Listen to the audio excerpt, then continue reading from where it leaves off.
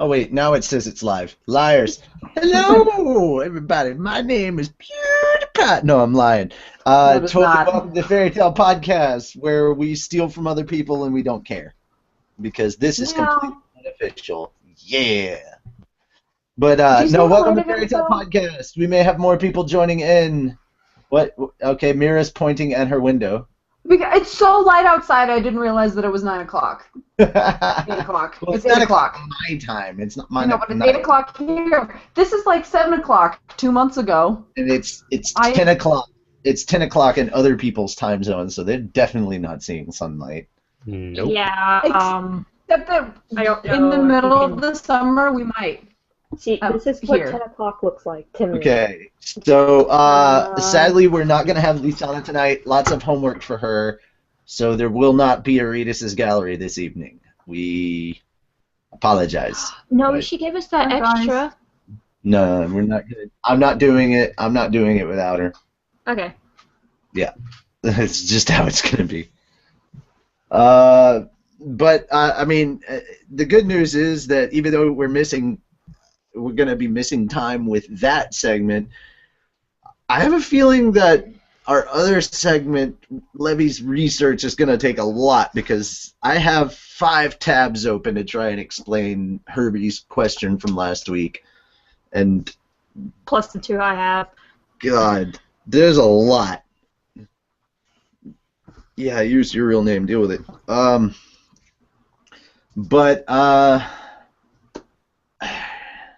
Yeah, I mean, there's just a lot of information that we have to go over for one question. So, sorry guys, we're not accepting any other questions today, but you can submit questions for next week after tonight's episode. We've got a fun manga to go through, and we've still got the anime recap that we're looking forward to, which...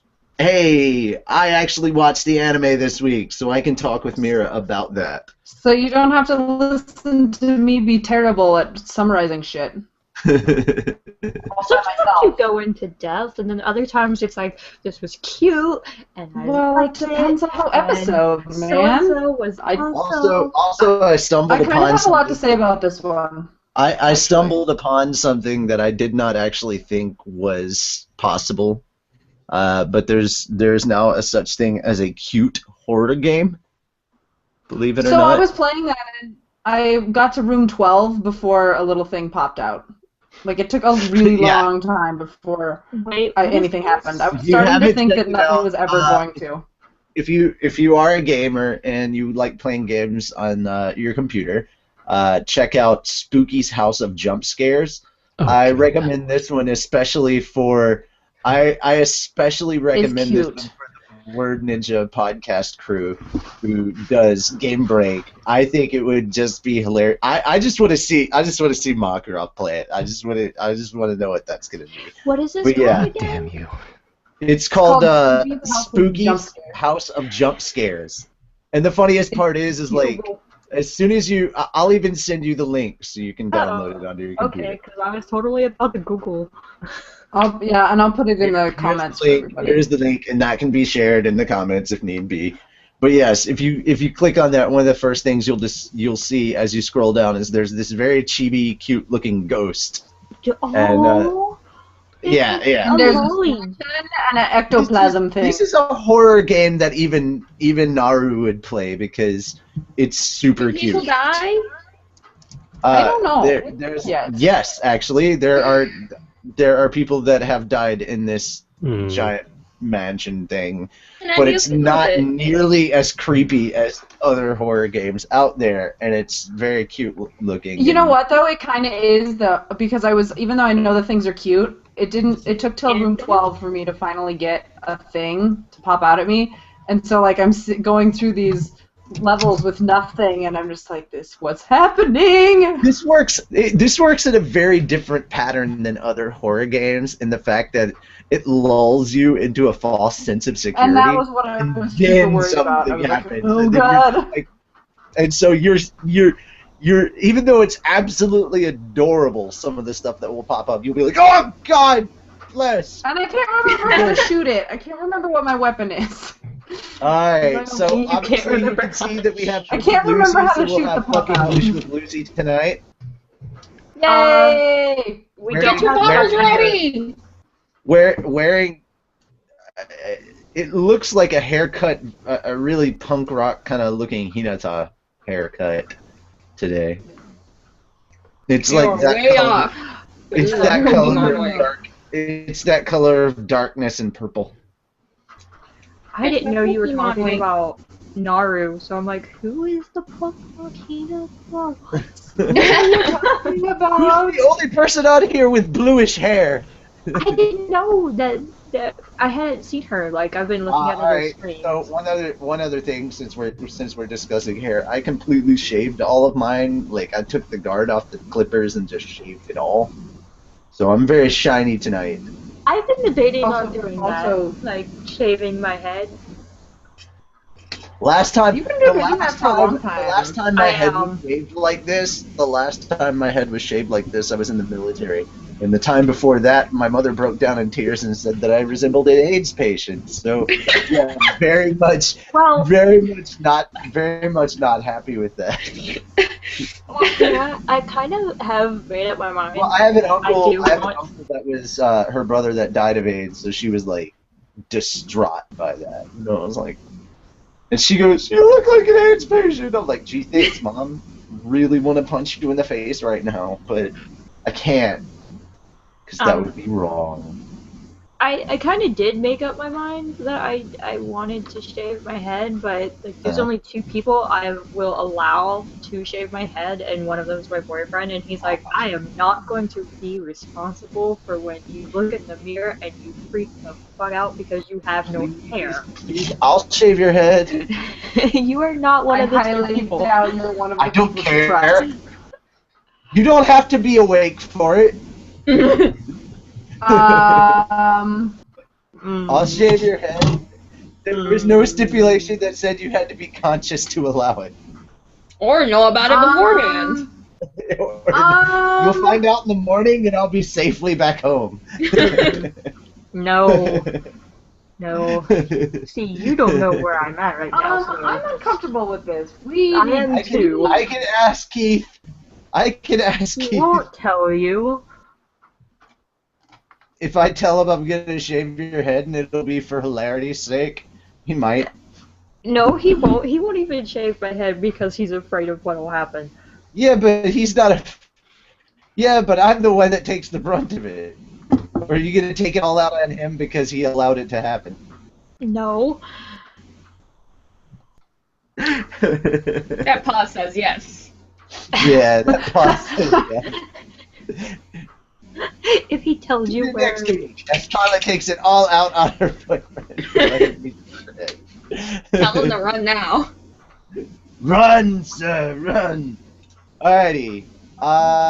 So things that we're looking at. Hey, I actually have like show notes. Yay. Alright, so working out, getting into shape progress. I was a lazy cunt this week. Or last week rather. And I didn't do anything. However, today I did lots of ab exercises, and it hurt a lot because I've been I haven't done anything in over a week. So that's on me. So again, guys, if you wanna encourage me, and I do need encouragement to actually do this, otherwise I'm just gonna be a lazy bastard.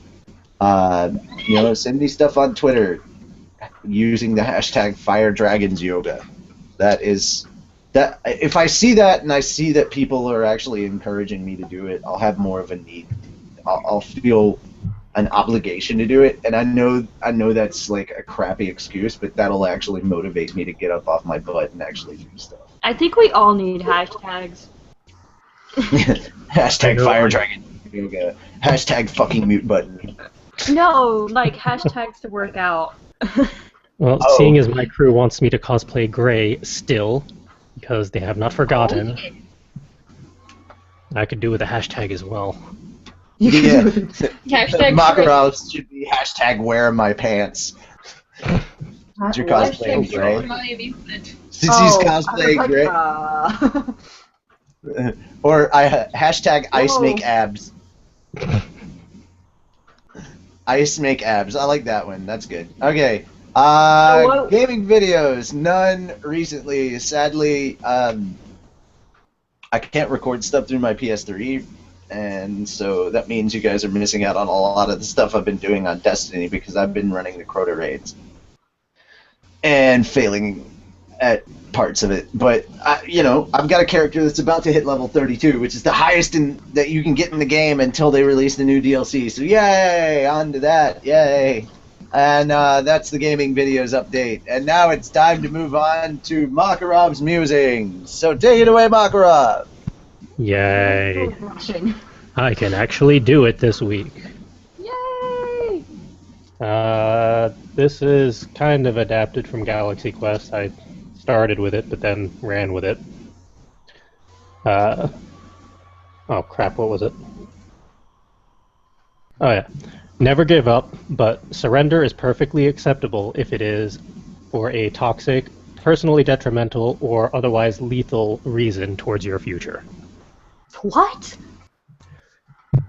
The main quote of that movie was never give up, never surrender. But sometimes surrender is actually acceptable if it's, like, dangerous for your personal health, or if it's for a toxic reason, or other silly reasons. And that was actually relevant last week. Yeah. Aggie's quote, surrender is perfectly acceptable if you're a giant coward. That too. No, I want to live to fight another day. That or you're too lazy to fight. Or if you're too lazy to fight. Yes, that's so true. So there. Okay, it looks like we may have a Wendy. She appeared, then disappeared, and then appeared again. We will know as time moves on.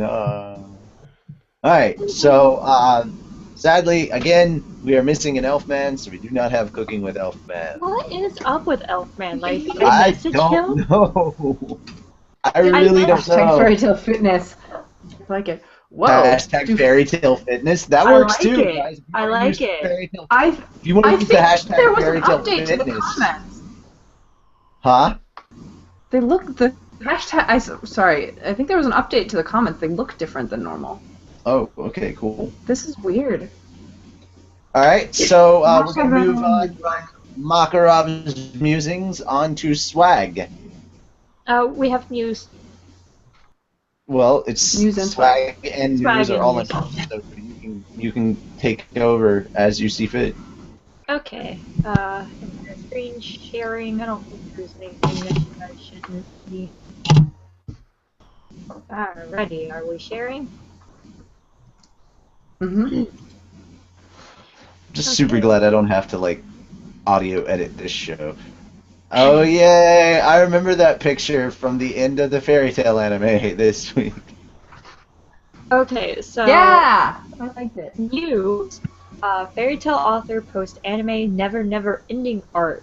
It says for the second week of the run of the fairy tale anime's 19th ending, Tokyo Girl Styles Never Ever, seasoned manga author Hiro Mashima posted some ideas he tried out, which he admits might have been a bit too ecchi. And at first I was like, oh, these are kind of cute. And then I scrolled down, I'm like, oh, I get what they're talking about.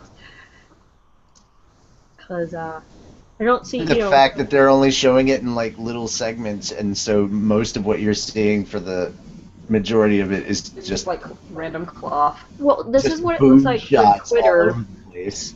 Like, It's it's weird. focused directly on the boobs. I'm like, okay, I'm sure there's that he's enough talking fans. about the picture itself.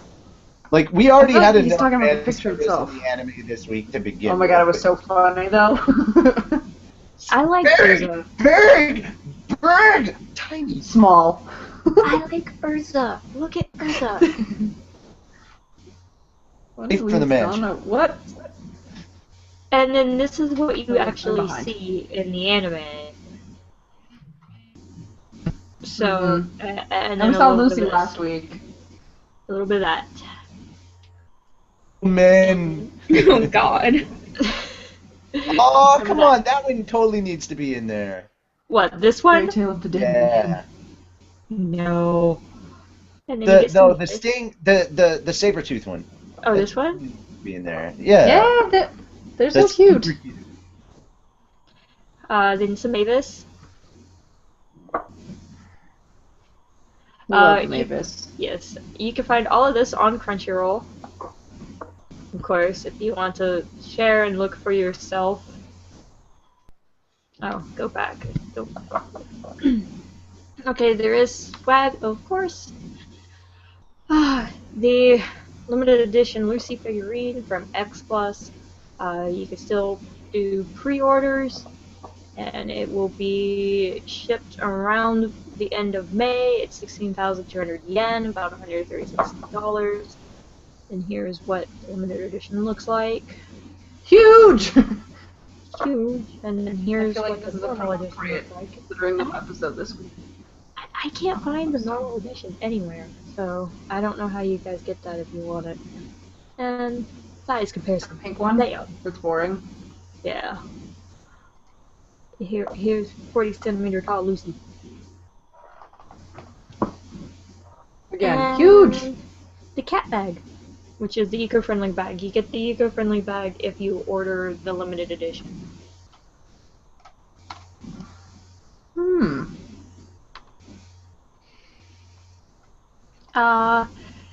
You also have Collection 4, $41.24. Release date is 6/2/2015. You can pre-order it from Funimation.com. It is episodes 72 through 96, and then there is Manga Volume 48. It is $8.24. You can pre-order that one from RightStuff.com. And this one comes out 5/26/2015. And I have a rant coming in a second. Manga Volume 49 is $8.24. You can pre-order it. It comes out July 28th of 2015. Still no picture, but there's a link.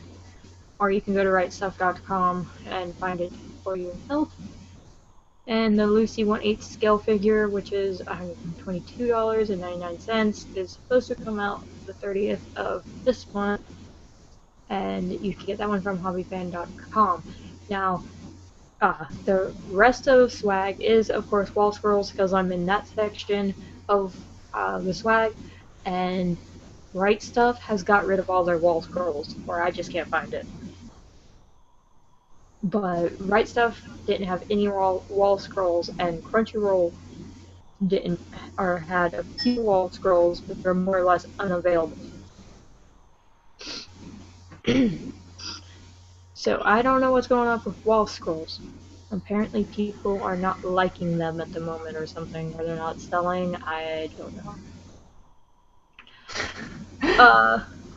There is the Grace Ice Make wall scroll, and yes, they get specific with these things. Like, you have no idea. That one is $19.90. It's from enightmedia.com, and you're probably about to shit your pants because the luckiest wall scroll is $44.94. And no, that's not a typo. They did say free shipping in the US, so I guess that's the shipping as well, but $31 for shipping, basically. That is a lot. It is. So, I don't know anybody who's going to be getting the wall scroll from Night Media. The Lucy wall scroll, actually, this one they titled Lucy Pose wall scroll, but I was like, screw that shit. It is from hottopic.com, and it is $14.80, and then my tablet likes to do funny stuff, because it apparently wanted to put not zoo instead of zoo. Not zoo! Anyway, you have Not Zoo and Gray Bonding Wall Scroll. You can get that one from hottopic.com for $14.80. And then there's a Not Zoo and Gray Fire and Ice Wall Scroll. And no, I didn't name that myself. Who did that? It is from hottopic.com, and it is $19.42. And that is it for swag. And you have no idea exactly how specific they get on these things, and it is ridiculous. Where's the stop share? Well, there's pose 2, remember? No pose 1, but there's pose 2. Well, because, you know, pose 2 or pose 1 is just... Clearly pose 1 was inferior. Pose 1 is like the Bubba Cola. There's a Wendy and she speaks! Yeah! It's working? Yeah.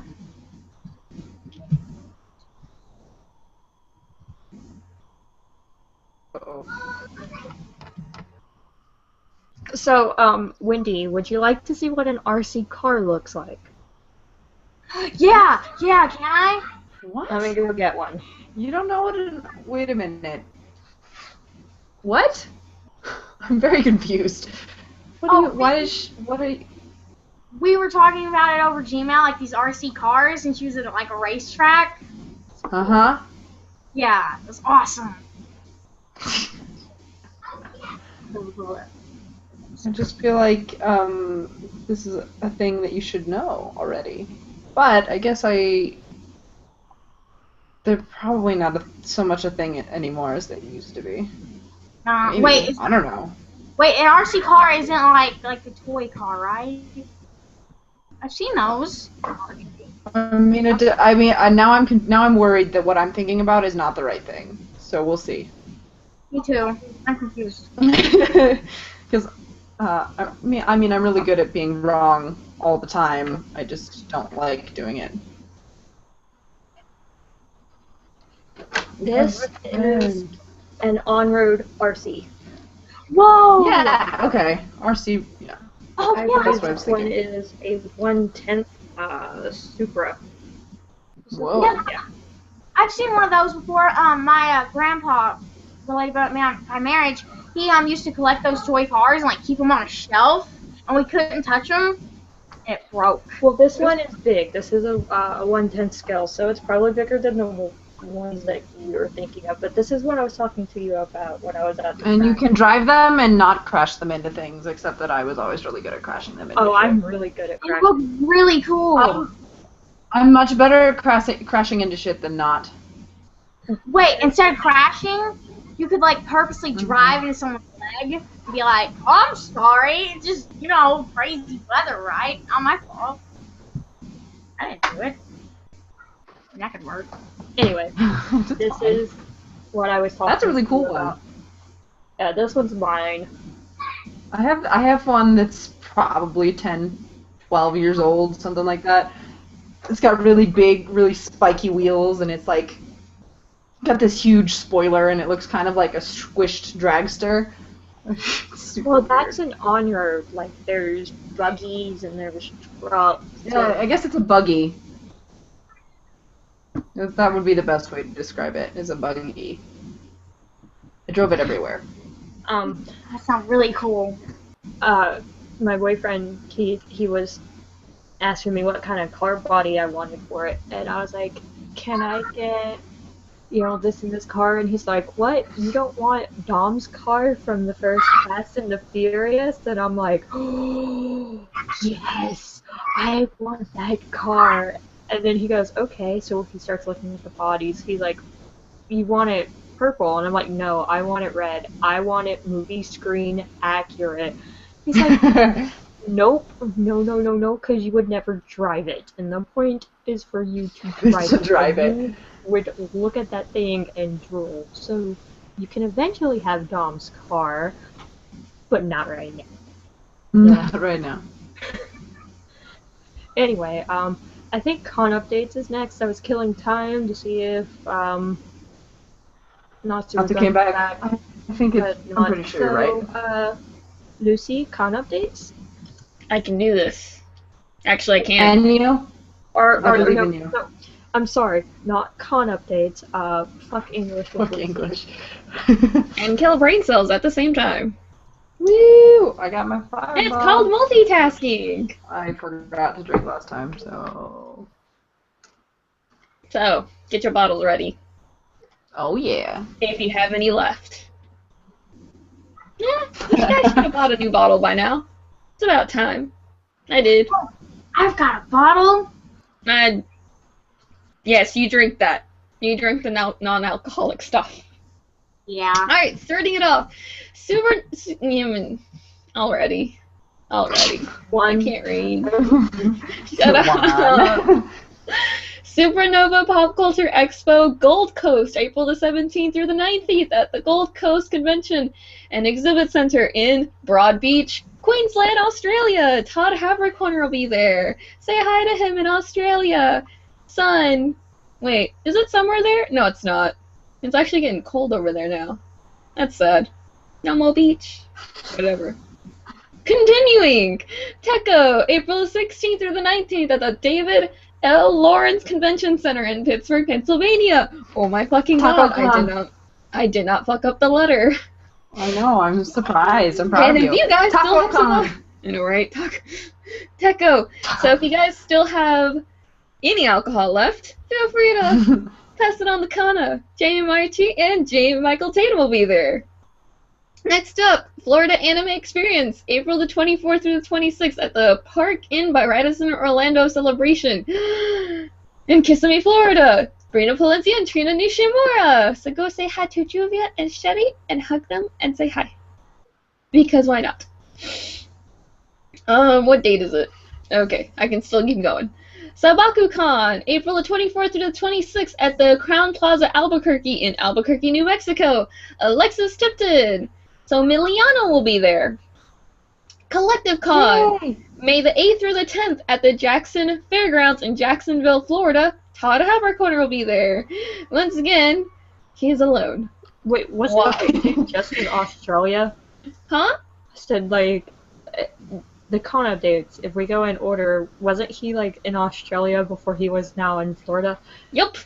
Actually, he was in Australia this past weekend. Yeah. And he's going to be in Australia this coming weekend. And then right after that, he's going to be in Florida. Yes, this man gets around. Jesus. He gets around. He goes everywhere, which is not fair. Alright, yeah, I'll do this one. Lastly, Anime Oasis, May the 22nd through the 25th at the Grove Hotel in Boise, Idaho. Guess what? Todd Havercorn will not be by himself, because he will also be with Jamie Markey. Yay! Finally! They got someone else. I'm telling you, it's that 2-for-1 deal. I thought that only applied to Vic.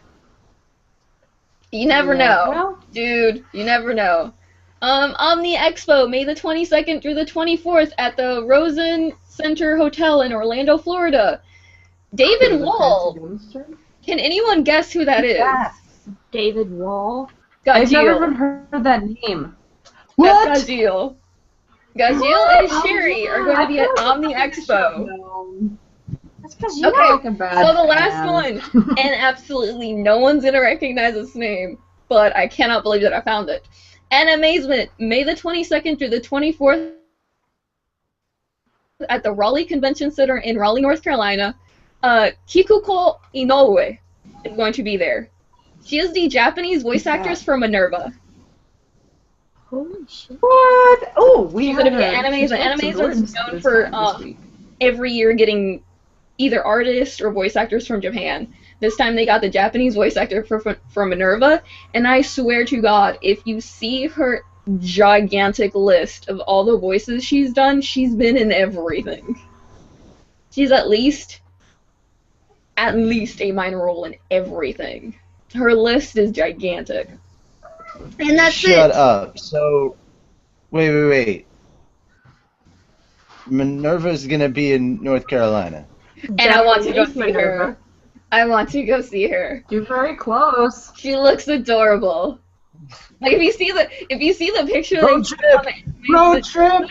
Fairy Tale podcast. Looks adorable. She looks I should adorable. read better. I think, if I'm not mistaken, Here with a Japanese Seiyu. dude, if I'm not mistaken, the stock photo they used for her on her bio, I think she's in like a maid outfit or something like that. It is the most adorable thing in the world. How You're far? like, this is Minerva? Animazement? Huh? How far away is Animazement? It's the last, second to last weekend of May. So we got a month and a half. So is it too late for us to try and apply for press for you so that you can interview her? I'm pretty sure it's too late. I would imagine so. I would totally go. I can actually go work there. Well, not for the actual con, but work for as the booth for my con. But I really want to go. Oh my god, I want to. I just want to see her. Give you a last-minute press badge. I I'm know, sure. right? Dude, you know people. I don't know that many people. Oh, you'd be surprised. I don't know people in Animazement. Well, actually, I think all I have to really do... I'll see if I can do some finagling with some of the press people I know at DragonCon to put in word for it so that you can get a badge. There is no guarantee, though, because 2 weekends after that, I am leaving for Colossal, so I have no vacation time left. I literally wasted it all on Colossal. So I can't guarantee I'll actually be able to go, but god damn it, if they give me a day off. Be there for a day. Fuck you. Dude, it's a 3-hour drive from here. Way. Do you realize how bored I get? That is a lot. That is a lot of driving. Like, after half an hour, I start, like, daydreaming, and then I almost crash into people. It's funny, but kind of illegal. How's that? I have failed to see how that's a problem. You're just getting people off the road who shouldn't be there to begin with. Sadly, not everyone sees it that way. The court system sure as hell does not see it that way. That's right. What was it? That just reminds me of 10 Things I Hate About You. Whoops! My insurance does not cover PMS. Like, oh my god. Mine doesn't either. Or road rage. Or the inability to maintain focus. Like, there's no ADD added on to my insurance thing. Look, it does not cover ADD. Going there. If you've got people that you know that are going there from your cons, just catch a ride. I possibly do. I'm not sure if they're going this year. They went last year. I don't even care about last year. Catch a ride if they are. Catch a ride. Anyway. I'm going to be there all 4 days. It's a... Oh my god, I need to go. Alright, so that has been it for con updates, aka Fuck English with Carla. I didn't fuck it up that often. I did not fuck it up that well. I had one time. But is it sad that on the first try I pronounced a Japanese name perfectly? The first try? And English that's kind of what we've come to expect. You're better at Japanese than English. Stop it. You don't get to nibble on your tail. You've already done enough damage to yourself. Stop it. He says, but it's so yummy. So that being said, we're going to move on to what might possibly be this week's longest segment. Hold on, we have a question about a con that just came in. Is anybody going to be at MomoCon? I might be, but... No, I mean, we may have some people there that you don't normally have on the show. I'm pretty sure that Jalal and Happy will be there, but no one's going in an official capacity. So we won't be doing panels, we won't be covering press, nothing will be happening in an official capacity. And while I was at MTAC, I actually made sure to go over to the MomoCon booth and apologize to them for not actually doing anything with them this year. I told them why, and they totally understood, and they were like, "Oh my god, yes, we understand. Make your manga." And they're like, "Yay!" So okay. Yeah. Thanks. It's kind of like, okay, we can't do anything this year because we're busy making a manga. This is all the things that we're doing with it. But next year, we'd like to actually attend as these manga makers. And they're like, okay. It's like, oh my god, actual mangaka that we could bring in. And I'm like, yay. I don't know if they call this manga. It's as close as we can get to it. And no, Wendy, you can't say anything about it. Well, I just said that it was really cool. I didn't say yeah. That's as much as you can say. That's as much as you can say. I was being vague. I was being vague. I'm not good at that. I did it that time. Yeah, you're not. You did So just now, zip and it was lovely. Zip it, child. Zip it. Zip it good. All right. So yeah, we've got a lot to go over this week with Levy's research. A lot more than we're used to. Carla, would you like to go ahead and read off the question that we're answering? Sure. Let me. I've got 5 tabs just for this question. I have 2, so. I don't know if we're going to have enough time. I don't want this to take up the majority of the show. Okay, Herbie, we are answering your question. We chose not to answer it last week because, for one, we're kind of like, what? And then two, we're like, well, this will take forever. Yeah, So, there had to be quite a bit of research done, and then the answer would just take up the entire segment. So, Herbie's question was, what is the pantheon the ancient Japanese people worship? Deities, names, what their pure view was, god of death, sea, fire, and all. And what impact did they have on the anime culture as a whole, inspirationally and creatively? All right. Whoa, So that's a good question. I'll start off with something very easy here. We're going with the Japanese mythology first and foremost, not specifically just deities. But obviously, anybody that's ever watched Inuyasha should know what a yokai is. Yeah. Yokai are kind of supernatural creatures that exist in Japanese folklore. The word yokai means otherworldly or weird in English, which is a very accurate description of most known yokai. Some yokai resemble indigenous animals of Japan and are believed to be shapeshifters with the ability to turn into a human. Others are humanoid in appearance with only a few characteristics that set them apart as unnatural. This is one that you would get from both Naruto and possibly One Piece. If Naruto, you're talking about the Ichibi, the one-tailed beast, the raccoon, as they call him in the English version, but he's not actually a raccoon, that's not the name. And secondly, it's what Chopper is constantly accused of being in One Piece. That would be the Tanuki. Tanuki are a subspecies of... Tanuki in Inuyasha. Hachi. Yeah, there's the Tanuki in Inuyasha. It's all over Japanese. Raccoon dog. They're so cute. Tanuki are a subspecies of raccoon dog that actually exist in real life and are native to Japan. One of the more recognizable features of Japanese folklore, they are mischievous but jolly creatures, masters at deceiving and tricking other people. Tanuki are also especially well known for their powers of shape-shifting and disguise. In most modern-day representations of Tanuki, they are depicted as plump, bear-like creatures equipped with a straw hat and a bottle of sake, kind of Japanese alcoholic beverage. The thing that they didn't mention in here that does get mentioned quite a bit in One Piece, the male Tanuki supposedly have gigantic testicles that work kind of like a lucky rabbit's foot superstition kind of thing would be here. So if you actually are able to take a Tanuki's balls, it's considered good luck to have them on you. Which is why you'll see a lot of people chasing Chopper saying they want to remove his testicles. That poor reindeer. The one-tailed beast in Naruto is actually a Tanuki. Alright, finally we move on to what I believe is going to be everyone's favorite, the Kitsune. A common subject in folklore. Kitsunes are yokai that resemble the indigenous red fox subspecies that live in Japan. Like Tanukis, Kitsune are believed to be gifted with the power of shape-shifting.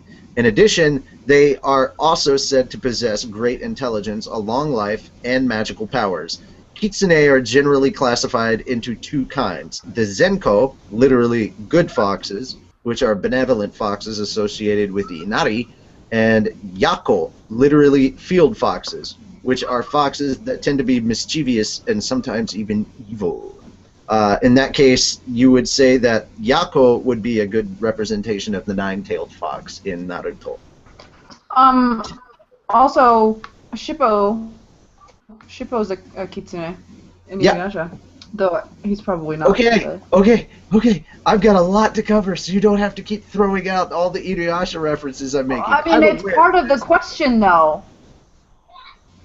Part of the question is how it influenced anime. This is tab 1. Get over it. It's a long question. No. Alright, Tengu. I've seen lots of different anime that have Tengu in them. But the more recent one that pops into my head is that there is a Tengu in um, shit, the food anime, the shonen food anime. Toriko? Toriko, thank you. Tengu, or heavenly dogs, as translated into English, take their name from the dog-like Tiangol demons in Chinese folklore, but in reality do not resemble dogs at all. Instead, they are said to be anthropomorphic in shape with avian-like features, often taking the form of birds of prey. Their clawed feet resemble talons, and their long noses are like beaks. Which is... okay, another one, again, One Piece. Usopp's long nose is kind of the same vein as a Tengu. So Usopp has a Tengu nose. Which is considered their most defining characteristic. In most folk tales, Tengus are portrayed as ridiculous creatures, easily confused and misled by the humans that they encounter. For example, in the popular tale, The Tengu's Magic Cloak, a young boy manages to dupe a Tengu into trading his magical straw cloak, capable of rendering the wearer invisible, for an ordinary piece of bamboo. Another tale, The Tengu's Gourd, tells of a gambler who also manages to outwit a Tengu. A Tengu and the gambler meet one day, and the Tengu asks him what he is most afraid of. The gambler lies and says he is afraid of gold and mochi, rice cakes. The Tengu replies by answering truthfully that he is frightened of a kind of plant. The Tengu, thinking himself clever by intending to scare the gambler, then causes it to rain money and mochi. The gambler, who in reality is not afraid of such things at all, of course, is extremely happy. He then proceeds to scare away the Tengu with the thing it is most afraid of, and manages to keep all the gold and mochi for himself. Mochi. Sounds like Mochi. Are there any other anime that you guys can think of that have Tengu? Since we're going to do this, might as well go on full out. Tengu? I can't think of any. No, Okay. the list I found doesn't actually say what they are, it just says what series they're from. Then And we'll move on to another more commonly used one, the kappa. Guys, if you've been watching anime for more than 3 years, you've probably heard of a kappa by now. A kappa, or river child, is a type of water sprite very similar to the naiads and kelpies of Greek and Scottish myths. I have no idea if I pronounced that right, and if I didn't, oh well. Yeah, you did. Fine. Salamander-like in They're appearance, kappas have scaly reptilian skin, webbed fingers and feet, which allow them to live and move in water. As a result, kappas inhabit ponds, rivers, and other freshwater sources. They also have kind of a turtle-like shell on their back and kind of a turtleish-looking beaked face. Typically regarded as troublemakers, kappas are usually blamed for drownings that occur in coastal areas of Japan. Funny little side note, if anybody is actually old enough to remember this, or have seen it recently, the third Ninja Turtles movie from the 90s, when they went back to Japan and everybody was calling them a weird Japanese name, go back and watch that. They were actually calling the turtles kappas. Or oni, which is something we'll be discussing next. They are said to have an appetite for human flesh, and as such, many folktales tell of kappas that kidnap and drown children. However, despite their sometimes malevolent nature, kappas are not considered as being definitively evil. Rather, kappas have typically been used in stories with the explicit purpose of scaring children and warning them of the dangers of water. I can't think of an anime that uses kappas, but I know several that have mentioned them. it sounds familiar. Like, I want to say that I have seen one, and it's on the tip of my tongue, and I know plenty of anime where people have been accused, like somebody just pointed, "You're a kappa," just like accused of being a kappa, but... Oh, you're gonna like this next one because they actually mentioned something from Rurouni Kenshin, or at least somebody that named themselves after this in Rurouni Kenshin. Zabuza? No, No. that's Zanza? Naruto. Anyway, stop. Hold on. Finally, Oni. A subsection of yokai, oni are supernatural creatures that encompass any kind of being similar to that of a demon, ogre, devil, or troll. Oni are typically portrayed as hideous monsters equipped with fangs, claws, horns, and wild hair. This does not mean, however, that they are evil. Because of their abundance of spiritual power, Oni are considered ambivalent beings capable of both good and evil, and as such are objects of hate and worship. In the Nihongi, it mentions that in the past, peaches were typically used in the practice of warding off Oni due to the peach's magical properties which allow it to control spirits. Of the various types of Oni that exist in Japanese folklore, some are believed to be spirits of people who carried resentments or malice during their lifetime. One of these, it is thought that Hanya, there's your Rurouni Kenshin reference. Remember the guy in the mask? Yes, I know. Yeah. Yeah. Hanya, female demons, are the ghosts of women that were consumed by jealousy or obsessed in their past lives. And the actual mask that he wore is the Hanya mask. This is pretty cool. But another example of like ogres, demons, or trolls, you could look at Yu Yu Hakusho and how that whole thing was based with King Yama and Koenma and all his little and Blue Ogre. all his little ogres like George Saotome. George sticks out like a heifer in a beauty pageant.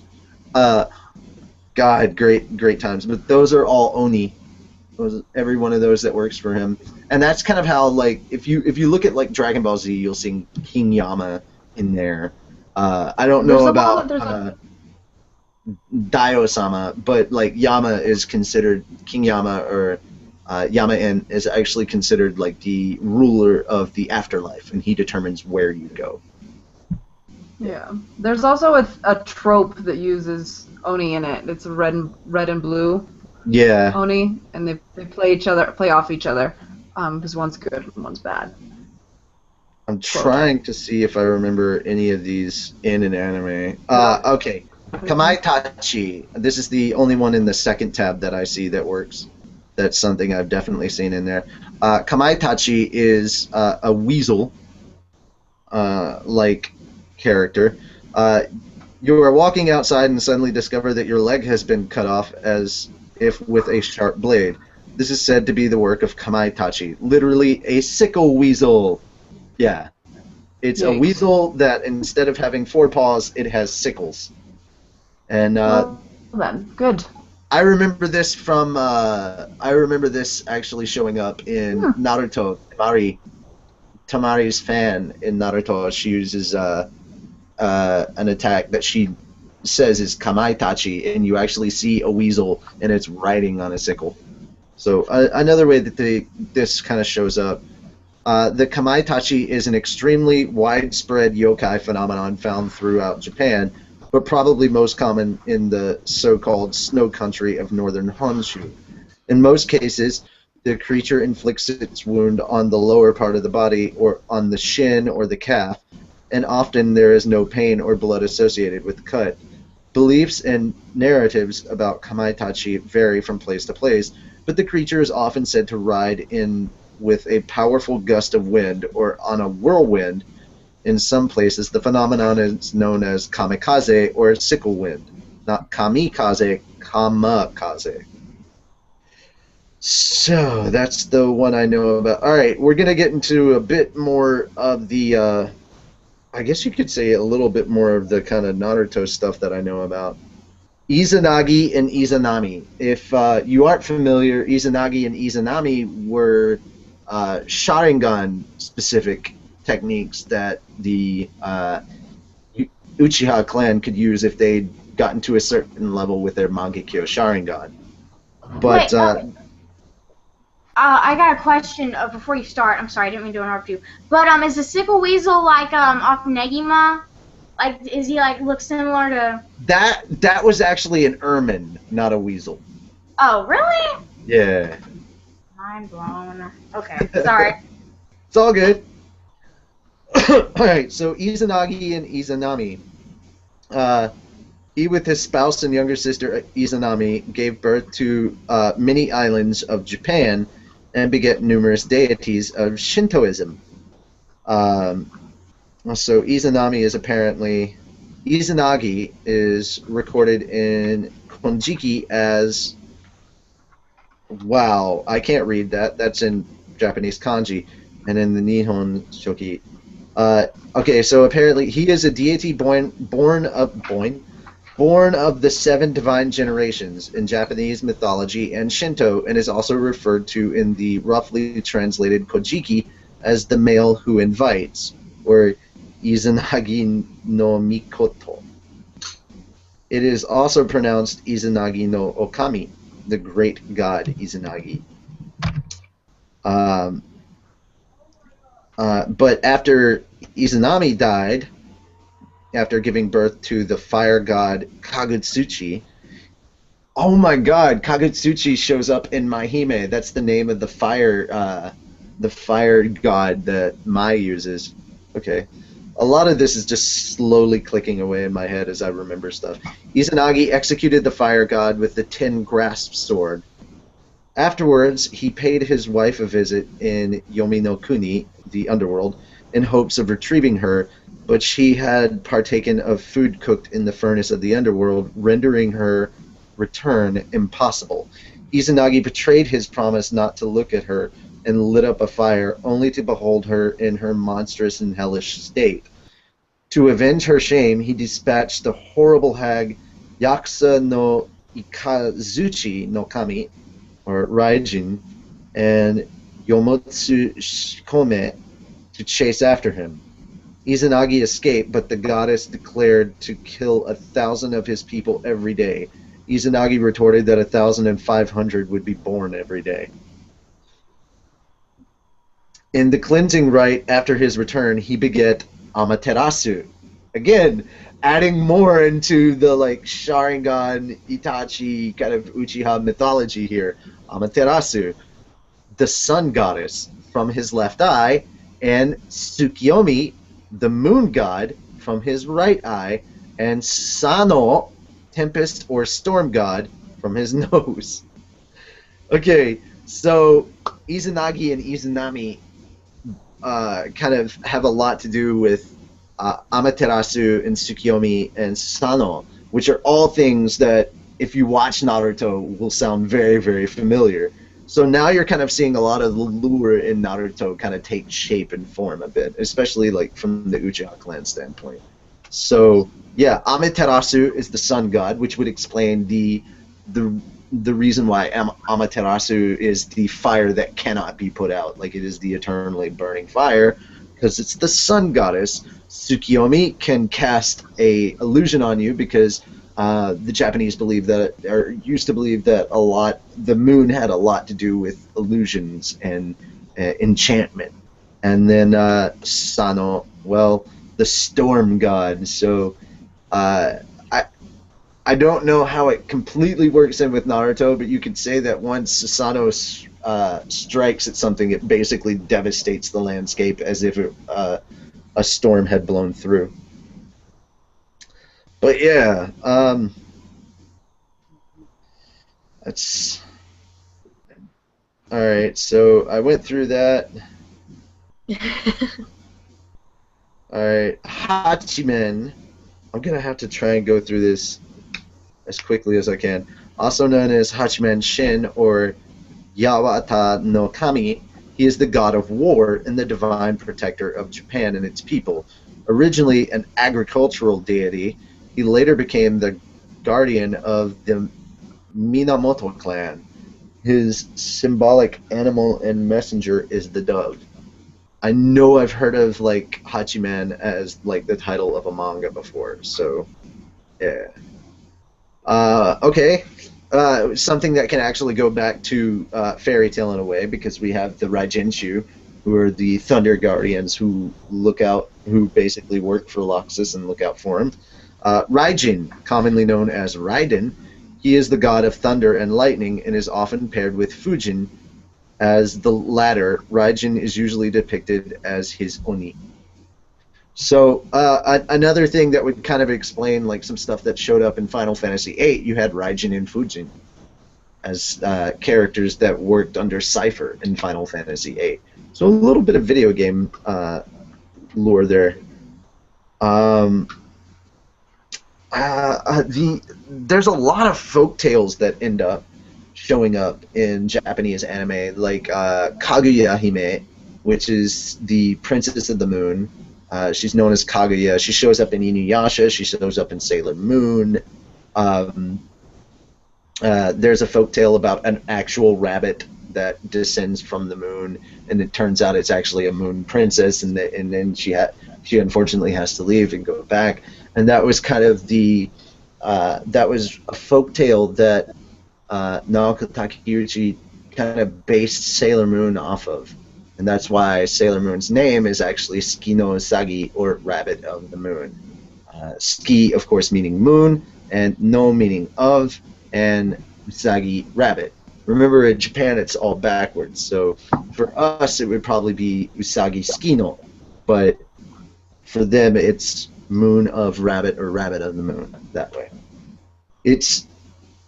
Once you get used to how Japanese works differently from how we would phrase things around in English, it actually makes a lot of sense. You can just instantly kind of get it through your head. I'm trying to think of any more folk tales that I know about. There's also another one where I think Kaguya comes down in a peach, and then the ogres try and get a hold of her, and then she hatches from the peach. I can't remember the whole tale. That's as far as I can really go with this. But, I mean, there's a lot of culture, Japanese culture, that pops up all over in anime. And, again, we'd be here all night trying to explain it, so I can only do these 5 tabs and kind of sum up the stuff that I recognized. But that is as far as I can take it. My thing would be, if you want to know more, just start reading into or looking up some more of the stuff that you see in anime that keeps popping up and cropping up all over the place. Yeah, that's it from my part of it. Just read the Kojiki that's translated to English. Literally everything is in there. I have read the Kojiki. Yeah, read the Kojiki. There you go. It's a little hard to understand, but if you're really dedicated, you will understand most of it, and you will see every parallel that you can probably find in anime. I will say this. When it comes to gods and demons and the many different myths and folklore that actually are a part of Japan, Kishimoto put basically almost all of that into Naruto. So it may not be the same as the lore and stuff, but names and how things are used with obviously Amaterasu being the sun god, so working with fire, Tsukiyomi being moon, and can yeah. Oh. And that's why we had the infinite Tsukiyomi. Why are there so many versions to the story of Kaguya? I just remembered because I remembered, I was I didn't hear those. What I heard was the Kaguya was born out of bamboo. Yeah, I've heard that one too. There's it's one of those tales that I guess just depends on what area of Japan you were brought up in. The story was different. It's an urban legend, but for feudal Japan. Yeah, and I just want to add something. Because Hiro Mashima, there's so much Japanese folklore and culture and history. So it took a lot of effort just to add all those names in there. I'd give him a high five. Oh well, Kishimoto did more than Mashima did, to be honest. Well, just lots. Oh yeah. Want me to? Yeah, go ahead. Okay, I found a blog. Oops, I'm talking really loud. I found a blog written by a guy, or it might be a girl. It's Mika, and it's basically why the Japanese feel like they have to put gods and demons you know, whatever you want to call them, into anime. I'm just gonna read little bits and pieces out of it. I'll give Mira the link and she can put it in the comments so Oh, you okay. guys can read it yourselves. It's on my tablet at the moment, so yeah. But so this person has Japanese literature as one of their major fields of study in college, and they decided to write this. It says, despite having the status of god, demon, or whatever these characters are given human traits, usually a human form and a wide range of human emotions, a god or demon could be lazy, jealous, embarrassed, mischievous, love-struck, or any other emotion Western culture usually reserves for mortals only. Further illustrate, I listed a bunch of anime I've seen that have at least one character like this, a character who is some kind of omnipotent being, or at least called a god or something like that. Yet they're presented as very human, having human form and or acting like a human rather than strictly a deity. I'm gonna skip this paragraph and go into another one. It says it's actually not too dissimilar from how the ancient Greeks viewed their gods. I was briefly into Greek mythology back in middle school and thinking back on that now. They also portrayed their gods as having a lot of human traits, even though the gods lived outside the mortal world. Mount Olympus, they were constantly falling in love with mortal humans. Zeus, in particular, couldn't keep it in his pants, Yeah, or it's even true. being jealous of them. I'm sure we can all think of at least one anime where a god or goddess falls in love with a human. Another reason for why we see gods and demons portrayed like this in an anime is simply that it's appealing from a storytelling perspective, since anime covers such a wide range of stories. Having even a godlike character possess human traits makes them easier to portray as actual characters that fans can get attached to. They have their human side that people can relate to and sympathize with, not just in how they look like cute and or attractive humans, how they act, human emotions and personalities. Also their godlike side that makes them unpredictable and interesting, since it's something the series author can get very creative with. This duality of having a human side as well as an otherworldly god side is what makes these kinds of characters memorable. So you have the Devil's a part-timer. I as love an him. example. Masama. I know what this one is. I just can't think of the name. But the two girls there are demons. Of course, you get some Death Note Mm-hmm. and Spice and Wolf. So you get these demons with looking like humans, but then they're kind of given away by their powers or their physical appearance with the ears and the tails. And basically, we like to put them in anime and manga because their stories are visually and mentally and emotionally appealing. And you can get very creative with them. And that's why most of the time you get animes and mangas that run for X amount of episodes or years, and they like skyrocket because it's something that you can relate to. Because the Japanese, they don't, they more or less believe that the spirits and the demons and their deities live on Earth with us, and so this is how they bring them to us, and they tell their stories, anime and manga. Yeah. That's what Noragami is sort of based on. Mm-hmm.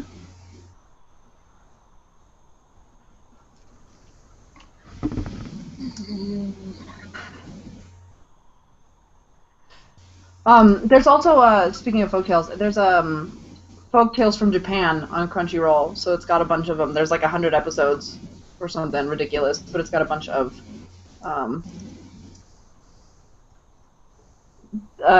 the folktales. There's some really strange ones. There was a dog that got buried and turned into a gold tree. Like, what is happening? It was super Oh, weird. the dog that discovered gold. Yeah, and then they buried it and it turned into like a gold tree or something, and I was like, what? It was super weird. It's pretty much because the story went that he was killed by a jealous neighbor. Yeah. So they're like, don't do wrong. Because the person who doesn't do wrong gets all the rewards. The person who does the wrong gets punished. Oh It's yeah, really, no, it's really adorable. It was pretty cute. The dog was really cute. Except those horrible translations. And it was dead. It was dead. It died. But yeah. Everything, half the stuff dies. So there's also sad. that if you want to. Yeah, right. So like if you want to know the actual if you want to know actual folktales from Japan, there's a conveniently named show, and you can learn about the folktales that Japanese kids grow up with, I think.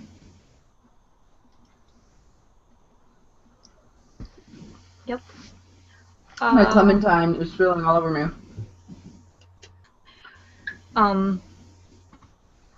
What's another one? The guy or the person that wrote that blog. By the way, Mira, in a little bit when my I got it. Oh, okay. It hasn't. Yeah.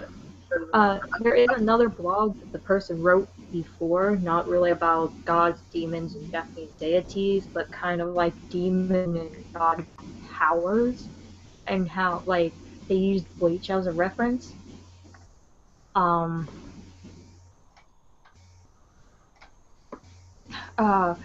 Sorry, I read the chat.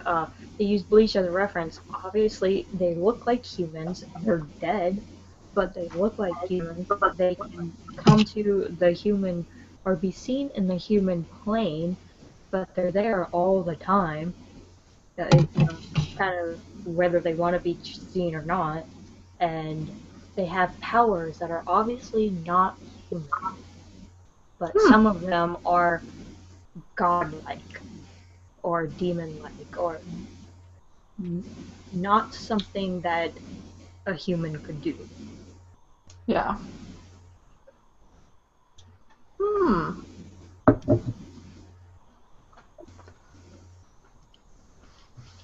That was a good post, by the way.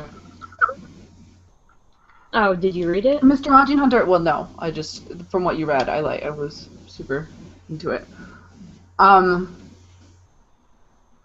Mr. Mountain Hunter, you just got here. How can you say goodnight? He just. Hi, I'm here. Good night. Right? Nice to see you. Dog. I realize that roommate is home, but you don't need to be noisy. I can't. Oh, come on. Everyone's coming to see him. I know. He needs to be a big scary guard dog. Alright, so I think that's going to wrap us up for Levy's research. And we'll move on to what's new in Animoo.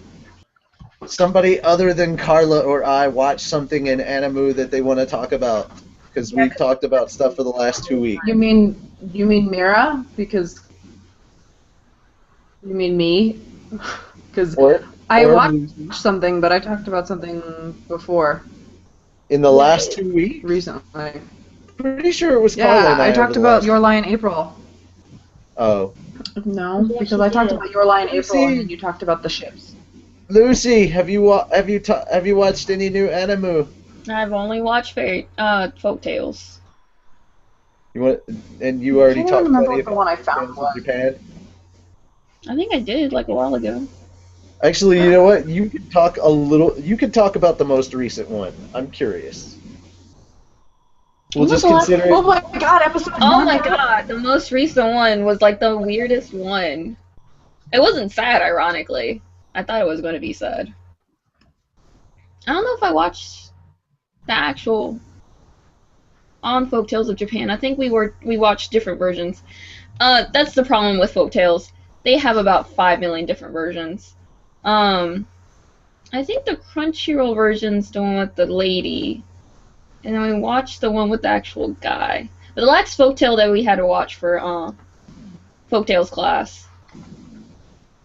So there was a decree by the feudal lord in the area that anyone over the age of 60 was to be abandoned in the valley of a mountain because they were useless. Huh. All right. Yeah. Well, that's just nice of them. They're so nice. So I think it depends on which story you're going by, but there was a farmer whose mother or father, depending on what story, turned 60. So as he walks up the mountain to leave their parent behind, they notice that their parent is breaking branches. At first he thinks that they're trying to make a path for them, kind of sort of like Hansel and Gretel, making a track back. But then the parent's like, oh no, this is for you. I don't want you to get lost. I don't care what happens to me. So in that moment of kindness, he like gets very, very emotional, and he decides to stow away his parent underneath their house. Good. That's what you do. Yeah, that's what you do. Telltale Heart. So nobody finds him. But then, I guess the feudal lord has nothing better to do with his time, and it's hysterical. He starts asking random tasks to be done, and whoever does them gets treasures, a lot of food, whatever they want. So one of them is thread a piece of string through a conch shell. Nobody knows how to do it, because if you try and do it, you might break the conch shell. So they have every task they ask their parent, and then they miraculously they make a rope out of ash, they thread a string through a conch shell, and they give it to the feudal lord, and they get hella money, hella food, and then by the end of it, the guy, the feudal lord started asking him questions like, how the hell do you know all of this? Like, it's impossible that a mere human would be able to do any of these tasks. What is your secret? And I guess the guy, he really didn't want his parent to die. He's like, please kill me, do not kill my father or mother, depending on what story you're reading, or watching. And so finally the feudal lord understands that wisdom comes with age and you're smart, so then he decrees that anybody over the age of 60 is to be taken care of. Happy ending for all, except for the poor people who have already died. Japanese folktales for you guys. So that's the last one that we watched. Wow. Alrighty. So we're gonna move on to the anime recap before everyone can continue freaking freaking out that Yamada-kun and the Seven Witches has an anime episode finally out. Yeah. That's what Mira got excited about a bit earlier. That's what Carla just got excited about. Calm down, guys. I was wondering what the spaz was about. Yamada-kun and the Seven Witches. We all read it, so there's the fact that the anime now has a first episode. Let's get the show over with first. Then we'll watch it, and we'll probably all talk about it. All right, so anime recap. Mira Jane, I can join you. Ha! I have issues Huzzah. with this episode. Do what? I had issues with this episode. Aww. No, the episode itself was great, but I think that it was not. I'm wondering about the budget, because there was that part we see them get there, right? And they get off the tree, and then Natsu has motion sickness, which was hilarious. And then we have our opening, and it's great, and I love the song, and I'm super stoked about it. And then we get a flashback that doesn't really work like a flashback of 3 minutes worth. Recap of what happened the previous episode. Yeah, that but pissed me. It was 3 minutes. It was 3 minutes worth of flashback recap that we didn't need because it was at the end of the last episode. I know the reason that they're doing that, but I still don't agree with it. I mean, it was the exact same.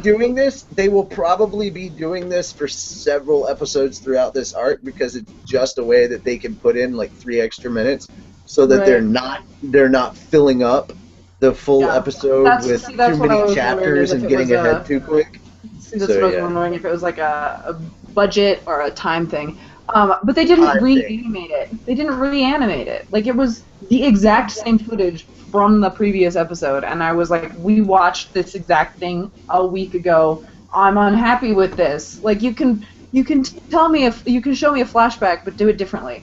Yeah. Don't do the exact same footage that wasn't a flashback. And like, there was also that it didn't really feel like a flashback because it was so long, and there wasn't really a cue into the flashback. It was just like end of the opening, and then here you go. This is footage you watched last week, and so now I was like, In wait case a minute. you missed last week's episode. I was like, did I click last week's episode and where I'm on the what? Like I thought I was watching the wrong episode. And then there was another part later in the episode that they clipped the end of Gray's line, and that bugged me because I had to go back. It's like, wait a minute, was that the end of the sentence? And I wasn't paying attention because it was just unnaturally like abrupt. Oh, okay. But we got but to see beyond- Child Erza. But beyond that, yeah, Kid Erza was great, and the treasure hunters were hilarious, and the ice is pink. For some reason, I didn't connect the fact that like I saw it in the teaser, but I didn't connect the fact that that was the ice and that it was pink. When I imagined it, it was always blue. Like Gray's is blue and Leon's is green, so why can't it be pink? But what color was Urs in Old Tears?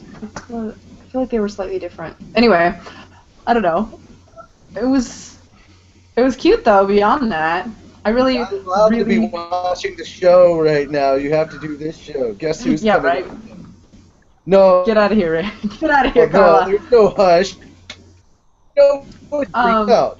Yamada-kun and the Seven Witches can wait till after the show. Apparently not.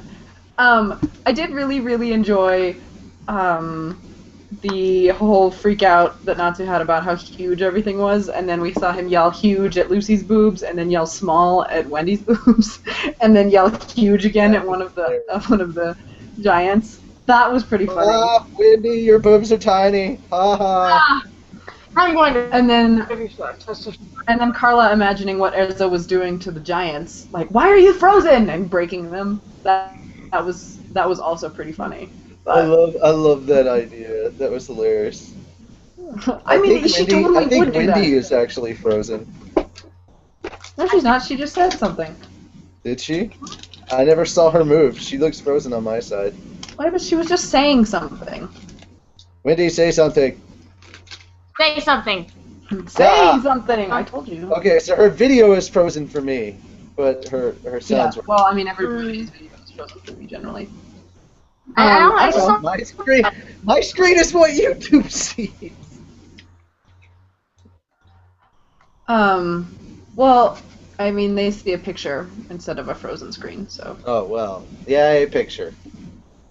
I don't know. I thought it was cute, but I really had issues with the 3-minute flashback, not flashback, because they were there, and then suddenly they were on the tree again, and flying there. Like it should have ended before they got on the tree, and I don't know. It was just, I was really unhappy with that, and I don't want that to be a trend that continues. Flashbacks are fine, just reanimate them.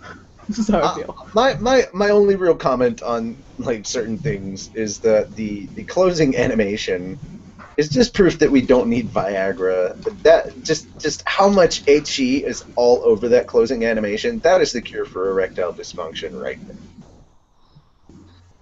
And that's all I've got to say about that. I was like, really, like we didn't have enough obligatory fan service in the anime episodes. We had like a nice close up of the boobs. We had several nice We can never close-ups. complain about answers. Just like. So Daryl says that he enjoyed it only because we got to see Ura, but the hunters are hilarious and it was just goofy. And also a small Erza. Also, but Tatsuyo, I don't think that it's pink because of the flames. I think it's pink because it's somebody else's ice, and all of the ice users have different color ice. It's like I love the scene where Natsu's trying to melt the ice and he's pouring all that energy into it, and then like he's down and exhausted, and Happy's sitting down like looking He's like, exhausted. I'm tired. He's just, I Carla's don't like, know. but you didn't even do anything! Talking about Happy. And I'm like, yes. It's really hard how to cheer sometimes Natsu on. Happy He's like, just imitates oh, Natsu! Yeah, Happy tried real hard. He had to cheer him on. It was very hard. It was very difficult. I really liked that he was like, I don't know. Like, oh, Happy's punny. But, I don't know, it was cute. It was just a little strange. Alrighty. Beyond my qualms, I really liked it. Alrighty. That is what I think. Is that it for the anime recap? Yeah, I mean, there wasn't, not a lot happened. We got Urfiel's because giant frozen things remind Gray of Deliora.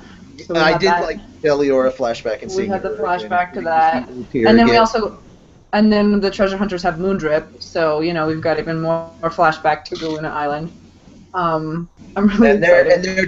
And their dialogue about going to Galuna Island. We had to fight through a whole village full of demons. I'm like, demons. Shit.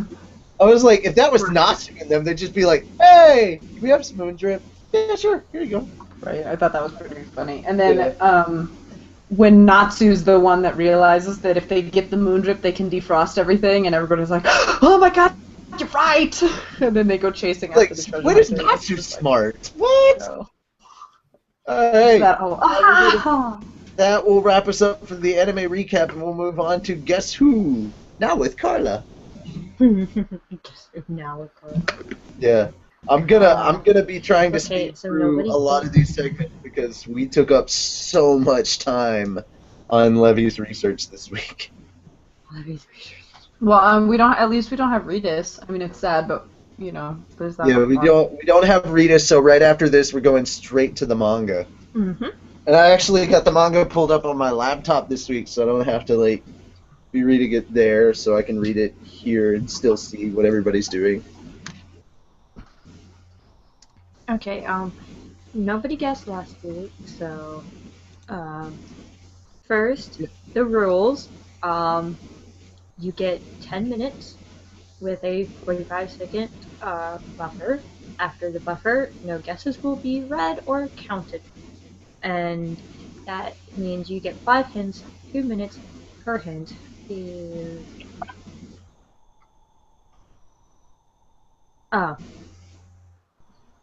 Okay, sorry.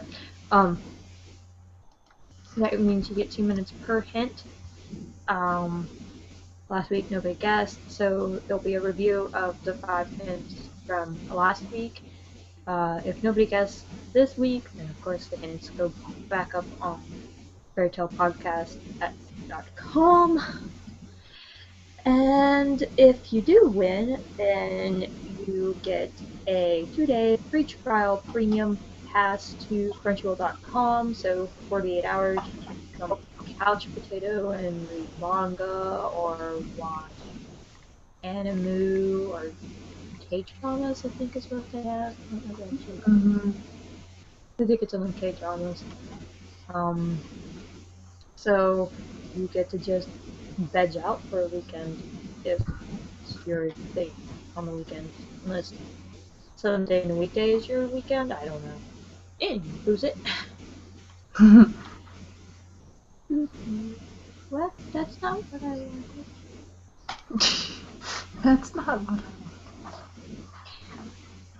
Are we going to start out with last week's hints or not? Yeah, I had pulled them up or thought I did, but then I didn't log out, so it just brought WordPress back up, and it was... I wrote them down. And I was like, what? Okay, so your hints from last week is tall, brown hair, green shirt. Shirt is sleeveless, and they have armor on their left arm. And your first hint is they have a lot of pride.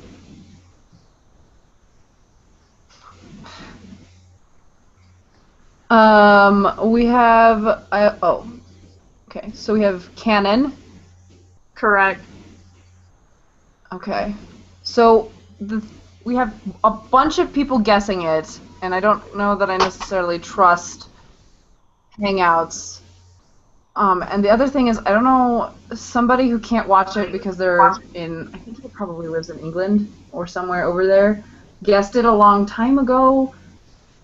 like the first comment on the video, so like I don't know how to do this one. The rules are clear. No guesses count until Guess Who starts. Okay. I mean, he can't watch it live, so that's well, it's not really fair, but I mean, it's also not fair that he gets, So, it was just something I wanted to ask about, since he can't watch it live, but that was his guess. Mm-hmm. We don't usually make exceptions for other people that... I know. Oh, I know. That's why I was wondering, like, what to do for it, if there was anything to do. So who was the So, first person everybody that guessed Canon got it right, but I don't know who guessed first. Because comments are stupid. Vegeta. It looks like Daryl Green was the one that guessed first. Okay. Okay, let me go look up the comments to see if I can figure it out. I was gonna say, because sometimes it'll do this thing where it switches when it came in. So it also came in I guess it came in 3 minutes ago, which was before. Oh, see, no, I don't know. That was before everything started. I don't know. Time for funny guessing. A minute ago, I have Roshi. Roshi says canon. Yeah, so we have 2 guesses from 3 minutes ago, which I guess is technically before you started your timer. Yeah, Samaran guessed canon 3 minutes ago. Daryl Green. Yeah. So did Daryl Green. See, okay, we've got so many people that guessed it. They guessed it before the timer started because literally the timer started and you said canon at 9 minutes and 42 seconds.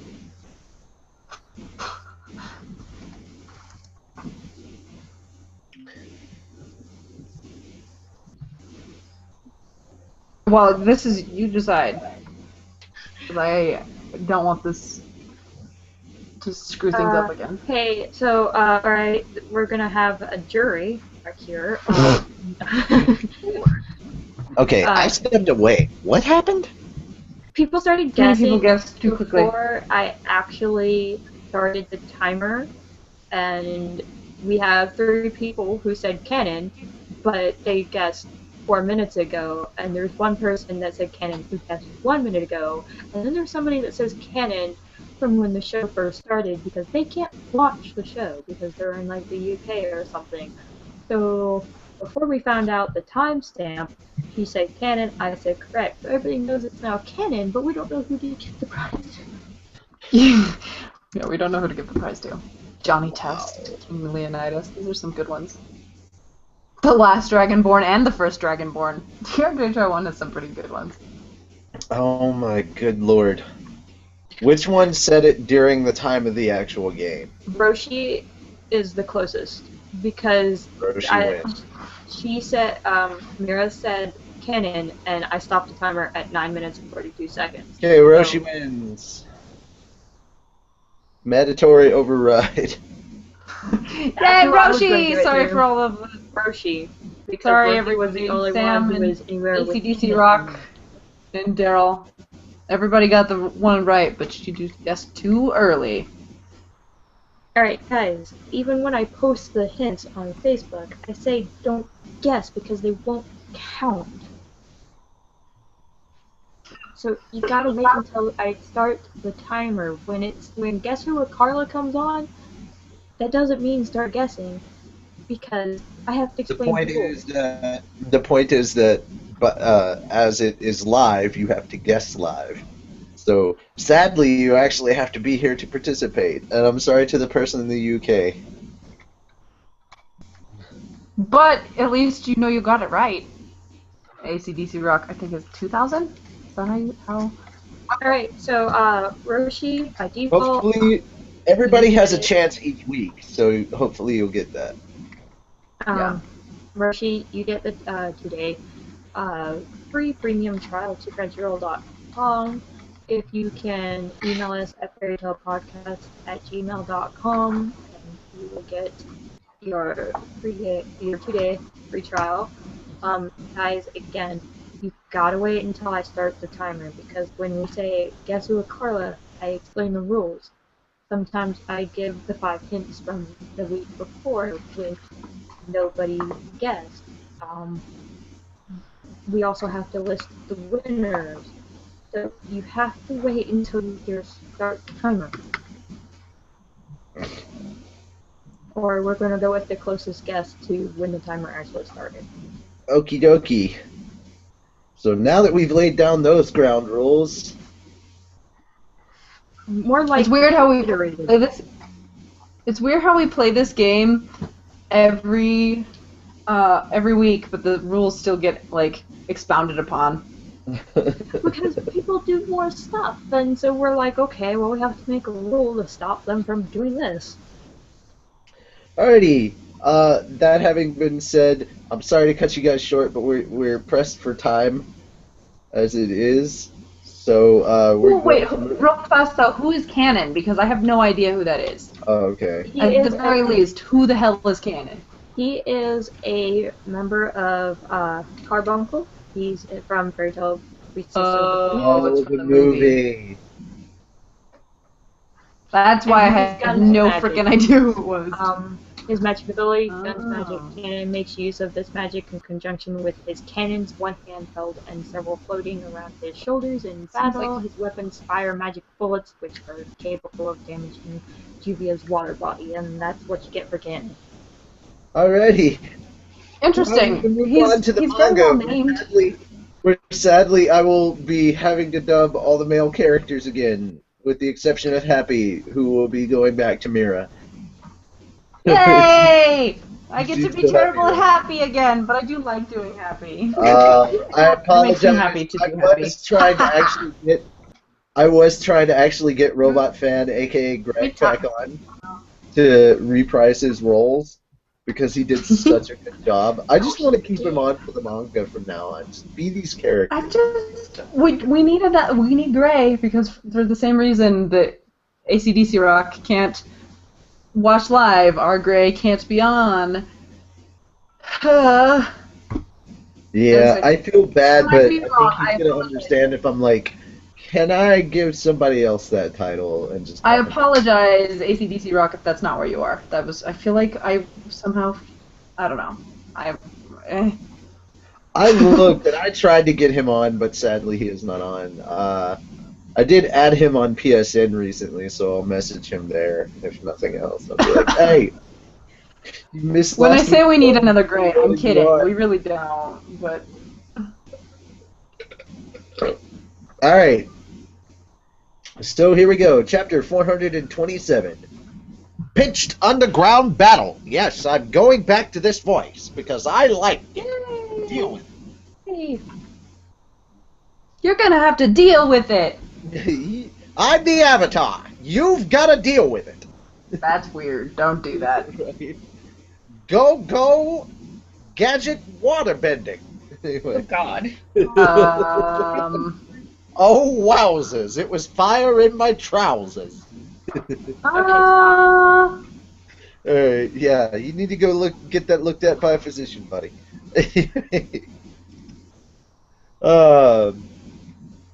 Business genius Max. Even without magic, he pulls in the maximum amount of profits. Good pun by the English editor. Maximum. Get it? Got it. Good. All right. Gray is acting suspiciously, and they come for him. The destination looks super dangerous. The magic cult Avatar. Charge! I saw! Hold it, you two! Plonk. Eh, Whoops! what was that for, Lucy? We don't know much about this enemy yet. A fertile soul isn't the best plan. Gray might be in there.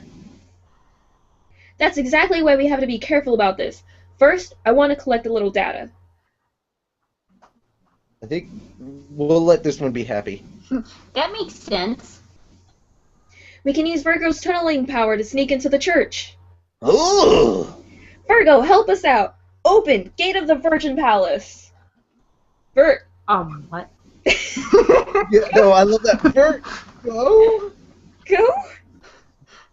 Go? What happened? Are you alright? Who did this to you? Who's Virgo? There's no You know what? cause You know for what? concern. Just because I want it to be hilarious, Wendy. Wendy is Virgo. My page is still loading. I'm sorry. It's still You're loading. not Virgo. Really slow. Alright, we'll wait. We're trying to rush through the show, I thought. We were. I just really would find this hilarious. No, oh, she left. Crap. Okay, Carla it is. Oh. Okay. Oh. Where are we? There's no cause for concern. There's no cause for concern. Alright. There is no cause for concern. I had some spare time, so I decided to deal myself some punishment. What were you thinking? Spirits act in mysterious ways, I see. Aye! I am pleased to see you, Natsu-sama. Happy-sama. Star dress, Virgo form. She transformed! It kind of reminds me of a scary armor-clad person we know. It allows her to use a bit of my powers while also increasing her own magical power. Virgo, let's go. Understood, princess. I love this. Bwomp. Are we still underground? We have infiltrated the building. Hey, move your butt! Natsu, can I ever unsee Lucy's underwear? Why? Now we need words. Yes, we need 2 words. I need the word. Okay. Now we need to covertly gather some info on Gray. Gray! You're here, right? Come out wherever you are! Hmm? Oh god. Inside the church. Intruders? Sounds like fun. Natsu. What's all the shouting for? Why did we bother sneaking in if you were going to give us away like that? Princess, is that punishment? Count me in. We have some specialty. What is it? Speciality? Yeah. Specialty. equipment. Specialty? Alright. Count me in. We have some specialty equipment for it right here. Shut up, you! He's here. I smell Gray. He's right here. Gray's here? Then there's no need to sneak around, huh?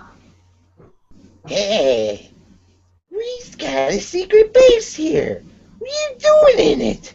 Something fun? Is it fun?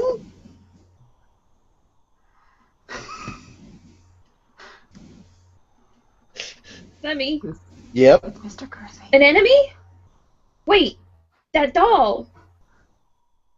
It's Kursan. It's Kursan! Oh wait, that was you. that Sorry. was Happy. Sorry. I want to call him Mr. Kersey because I think it's more hilarious that way. We'll say I think it will be that later, but anyway. Would you like me to do it Oh, again? oh, yous already know Kursan? That's fun. I've got him from one of the tippity-toppy men of Grimoire Heart. It's one of the world's most scary fun black magics. That brings back a lot of bad memories. Please take care. This one is stronger than you might think. I love that. Not just thwomp. Boop on the head. Sorry, but I got no use for anybody here but Gray. Evil! Oh, trouble's brewing now! Intruders! Don't think you can take down Abel with impunity! But it was your ill luck that entered my torture training room. Now you will be punished for all eternity. Whoa! Hop, hop. I love all of the tea puns. What are you getting all starry-eyed for? Oh my god. I'm a dragon! You call this a dragon? It's just a Trojan horse. Huh? That's actually an Iron Maiden! Natsu! What is this thing? It looks like it might hurt. Right? Catching. Punishment done to a T. That blip. Looks like it's The crying. iron's melting. Amnesty. Oh goodness. 2 down. All the tea puns make me so Make happy. them 3. Dude, that's just 3 people down like that. Okay, here we go. He's good. That's our Natsu. Impossible! We represent the heights of black magic to be defeated by a little brat. He's out of your league. I love this clack, clack, clack. I'll take him down. Once a friend, now an enemy. Yo, you been doing good? As they face off against each other, what destiny are they about to write? To be continued in chapter 428, when we take different paths.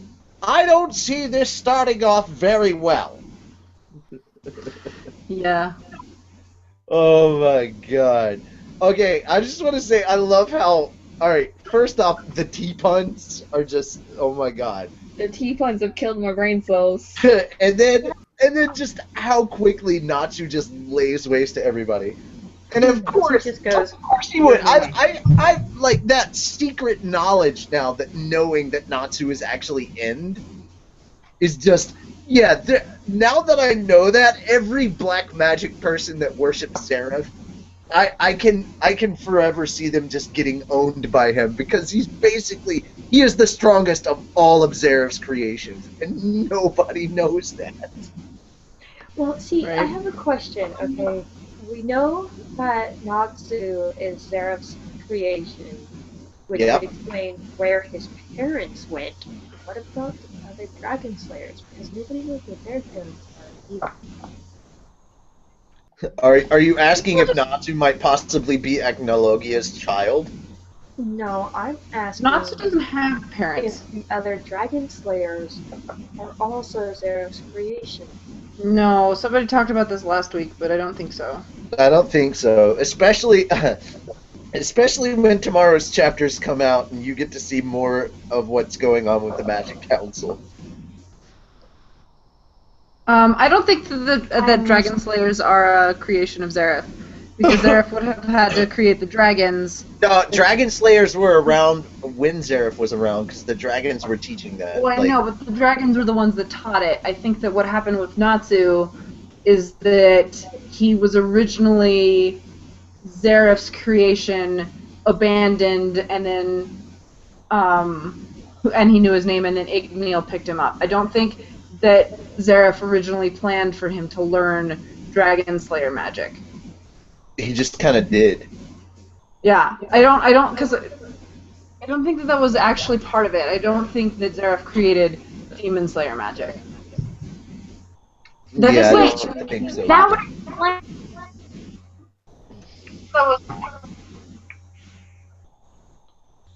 Oh, something I've been meaning to ask, actually. So That Natsu's was like, the island, you know.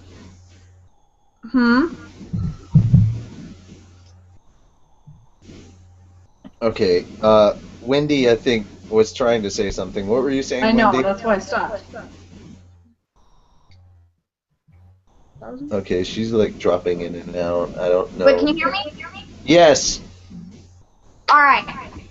I was saying that it would explain like why he knew Natsu, but Natsu didn't know him when they went to the island for the 7-year gap.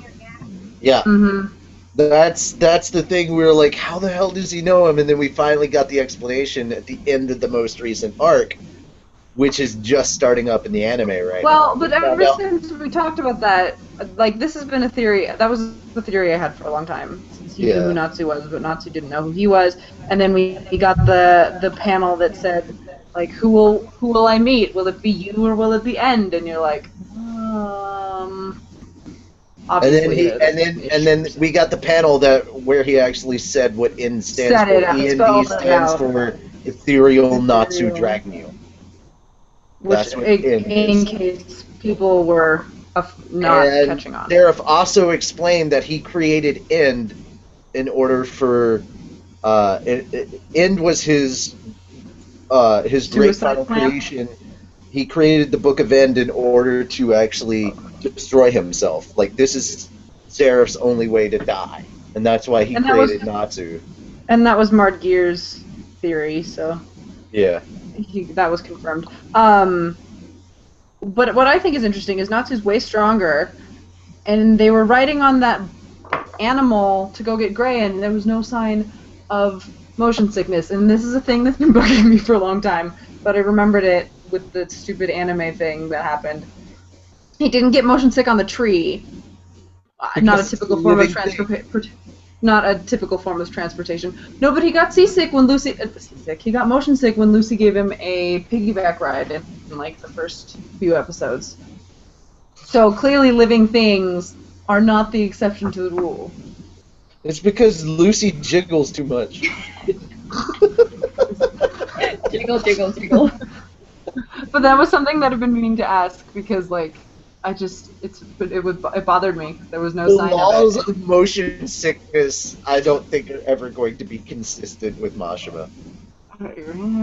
Whatever he finds funny at the moment. Like I said last week, I would say in Mashima we trust, but... Well, but I think that it's related to strength, because originally Gajeel didn't get motion sick, and then in the chariot, after he trained for 3 months, in the chariot race, he got super motion sick. Like, but the only difference was that he'd gotten stronger. Already we know that Gray and Natsu are obviously going to fight. The question is going to be, like, at some point in time during their fight, are we going to find out? Are they going to find out that Natsu Gray is heartless? End? And how is that fight going to go down when Gray actually finds out? I think Gray's going to try to kill him because Gray is heartless. I think that Briar made a really good point last week when she was talking about how black his soul was. Oh. I don't think Gray is Gray anymore. Gray is not Gray anymore. Gray is black now. Gray is the new black! Gray is totally going to try to kill Natsu regardless of the fact that Natsu is Natsu and not currently End, and that's why we don't want to open the book, because then he will become End. Imagine all that power rushing. I don't know if he'll be alive. Now, do you think that if we open the Book of End, it's going to actually contain more power for Natsu, or do you think that by opening the Book of End, it's just going to be Natsu's memory returns? I would think that it would unleash like a seal, like it's the key to some sort of seal inside Natsu that gives him strength to transform into his Ethereus form, but also unlocks his memory. I want to know what that form looks like, too. I hope he doesn't go all demony. I want him to look... I mean, Mardgear looks super cool. Yeah. But I don't want him to grow into, like, a giant demon like Deliora. I want Natsu to still just be... No, it'd probably be something like Mardgear, where he got... Or like, Sayla, they got super pointy and... had really crazy hair like Mira, sticking up everywhere. I would like. So you'd probably get your long hair back. Like yeah, but let us know in the comments down below what you guys actually think Natsu would look like once End is open, once the book is open, and he gets like whatever power up. Yeah, I can't see us getting through the series without the Book of End being opened. Yeah, that's going to be a big thing. Also, let's not forget, and I'm glad I watched the anime this week because it reminded me, we still have 3 more of the 4 unknown Ishtar people, or how they have the 10 wizard saints. We still have 3 of those yet to be discovered. So I'm kind of curious if they're going to play a role in Fairy Tale later. I would like it if that were I wonder possible. if that's a thing that Mashima's already forgotten about. It might be. It might be one of those things that he's forgotten about. But I'm hoping not, because, I mean, the anime is talking about it. Maybe he's like, oh yeah! I forgot I wrote that. Or it might be. Add that back. It might be a thing that he was never. It might be a thing that he was never planning on expounding upon. There are those times that stuff like that happens in manga, but I really hope that gets explained upon as well. I really, really do. I wonder what everybody else has been doing. As much as I want to see this fight between Natsu and Gray, I'm kind of like, after several chapters of Gray, I'm just like, okay, I want to see the fight, but once the fight's done, can we move on to like what everybody else is doing, because I'm getting kind of sick of Gray. Like, he's really pissing me off. He just is, right. Man. Tatsuyoshi says it's going to be really hard on him when we finally get that book open and he gets some sort of instantaneous memory surge comeback, and Natsu trying to deny it. I think what's going to be... I would like it... Now, this is just my wishful thinking. I'd like it if he got a power-up and there was no memory to come back. Gray is a Heartless. And I would really, really like it if the whole time, like, the whole thing shows up and, like, Gray realizes that he can't beat Seraph, only Natsu can, because he is in. So he has to let Natsu go fight Seraph. See, and this is what... Okay, so we talked about this a little bit, and here's, the... Either that or Natsu's just going to put him into the ground. So here is... Tatsuya was the one talking about the demon slayers being created by Seraph. Dragon slayers being created by Seraph, sorry. Because he says that it explains Rogue's shadow, and that's his demon side, but I don't think it does. I think that it's because it's shadow magic. Yeah. In the first place. And he doesn't have a super strong heart. Because Rogue doesn't have a super strong heart. Like, Frosh being killed is enough to turn him crazy. Like, yeah, losing somebody, like, losing a friend like that would be really, really hard. But I highly doubt that if you were stronger, like if your heart was stronger, that you would turn dark side over that. Just looking back at it right now, man, I kind of really wish Gray had died in the Dragon War. Right? I'm like, dude, if this was... But I wonder if that was like foreshadowing. So there's another question, or there's another thing that says, I wonder if Natsu was this demon, why is he so human and no one noticed he's a demon? I mean, they've called him a demon for a long time. Like, they called him a monster and a demon because he's so destructive and can't control his power. Like, there have been allusions to this for a very long time. Yeah. Just, oh my god. Maybe it's just this whole thing that, his demon side has been closed this whole time, and when it opens, he'll get his demon side back. Maybe Natsu will become evil, and then suddenly Gray is not so evil, but I'm gonna hate that so much. I just feel that even if Natsu goes evil, I feel that if Natsu goes evil, the only person that could possibly bring him back would be Lucy. Mm-hmm. And at that point in time, Fairy Tale has truly become a love story. Because I don't see anyone else in Fairy Tale that would be capable of bringing him back, except for Lucy. Yeah. Unless Urza brings in some breadsticks, that's the only other way. I was gonna say I don't think Urza, but alternatively Gray probably could too. Maybe, but I don't think Gray would. Is the difference. Like, I think Gray could. I don't think he would. Yeah. Because he's... Also, I just want to point out something for those of you that didn't check it out. Before we started the episode, we had a trailer up, and that was actually episode 9 of the Fairy Tale Abridged by Pallet Town Champions. and they actually put rhetorical in there, and I didn't realize it until like my second time watching it. But as kids, Urza was asking Mira a question, kind of being a little snarky. She was like, are you trying to rhetorically insinuate? And Urza goes, rhetorical what?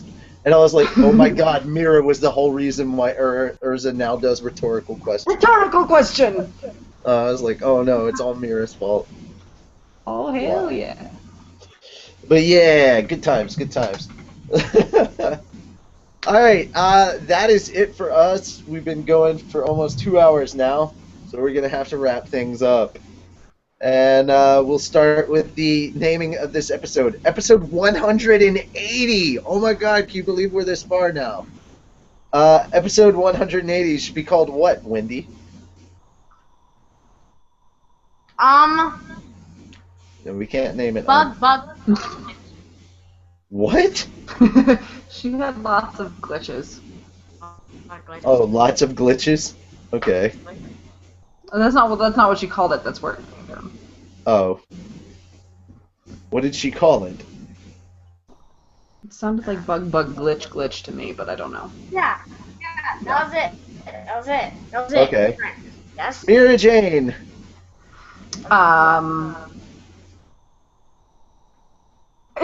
I had one and then I got distracted because I was reading the comments. Longest answer ever. Longest. Yeah, that's true. Lucy. But wait, those are three different sentences.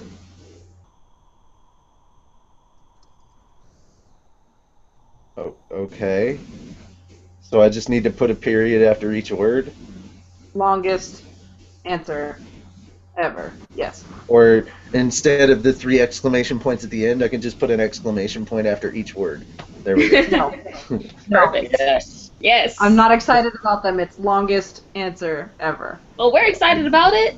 Yeah. Ha. Alright. Lucy! Boobs make fairy tale go round. Boobs make fairy tale go round? That's true. Carla.